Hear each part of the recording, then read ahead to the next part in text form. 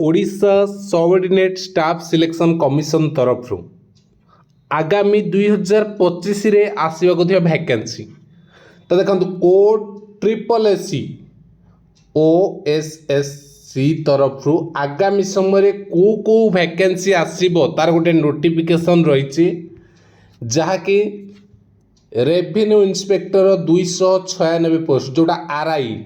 RI रो 296 post आसीबो आगामी समय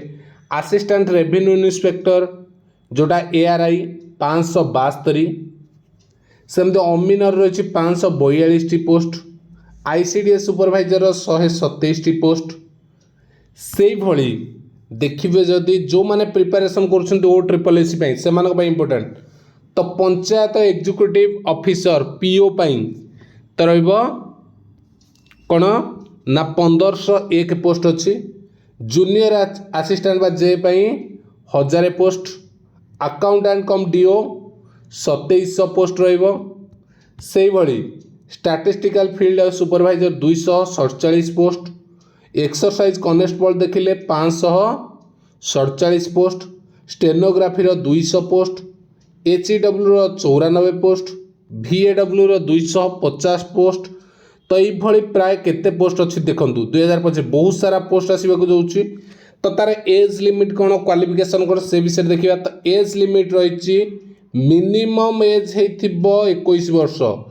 जोटा कि 1/1/25 सुधा 1/1/25 सुधा 21 वर्ष हो मैक्सिमम एज देछि 42 ठीक अच्छे तो क्वालिफिकेशन जदि एज लिमिट जानले तो मुख्य कथा हो क्वालिफिकेशन कौन दरकार थी तो या क्वालिफिकेशन मिनिमम +3 है मेजॉरिटी जो माने +3 कंप्लीट करिथिबे तो से मानों +2 भी किसी पोस्ट अच्छी है भाविबान जे +2 अच्छी को पोस्ट अच्छी कौन से डिटेल्स आसो +2 भी किसी पोस्ट अच्छी कि मेजॉरिटी जो माने +3 कंप्लीट कर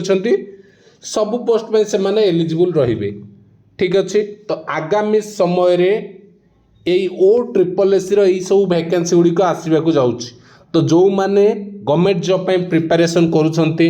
बा ओ ट्रिपल एसी रो जॉब ପାଇଁ प्रिपरेशन करूछंती तो आगामी समय से मानक ପାଇଁ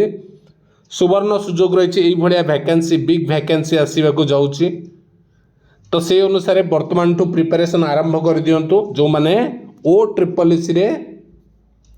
गोटे पोस्ट में अपेक्षा करते तो एबेठार प्रिपरेशन आरंभ करूँ जिते वैकेंसी आसीज सो से आप ऑलरेडी प्रिपेयर हो पारे तो तार सिलेबस कौन रही कौन डिटेल्स आम नेक्स्ट वीडियो आलोचना करवा तेबे थिला एतिक इन्फॉर्मेशन थैंक यू।